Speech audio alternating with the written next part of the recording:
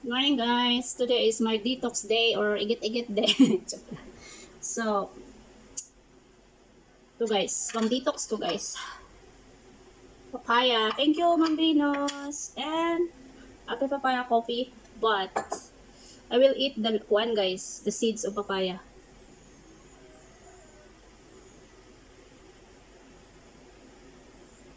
Look.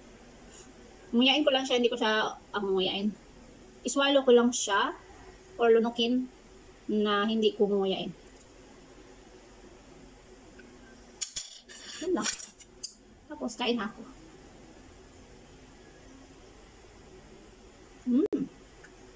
Thank you very much, Ma'am Venus. So yummy. So, tamis.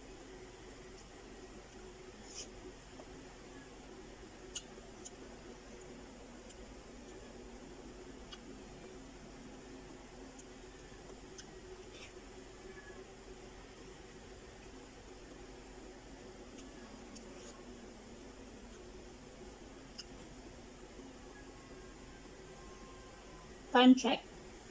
Ang dami kong ginawa today guys. Nag-walking na aking mga alaga. Daily routine in the morning.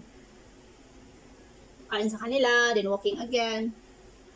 And then nagkat-cut ako ng mga wild plant. Kasi sabi ni ate, ayaw niya yung nag-wild na yung mga plant. So binawasan ko lang naman yung mga leaves. Para may pang usok ako sa mangga ko. Mangga pala ni ate. So pausukan ko yun para mamunga. Kasi sa amin guys, para mamunga yung mga fruits, yun ang turo ng tatay namin. Pausukan lang yun, hindi na kailangan ng chemical.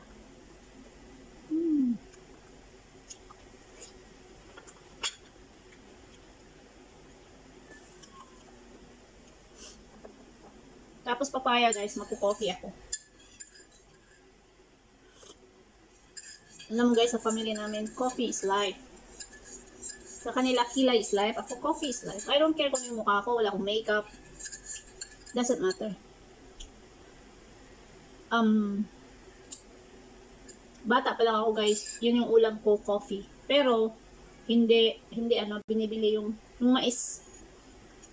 Pina-fried ni mama yung mais, tapos after na nag-fried, alam mo yung maitim na talaga.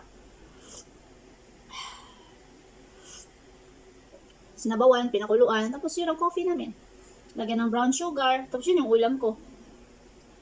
It's my life.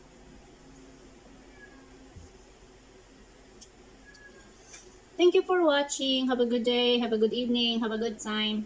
God bless you all.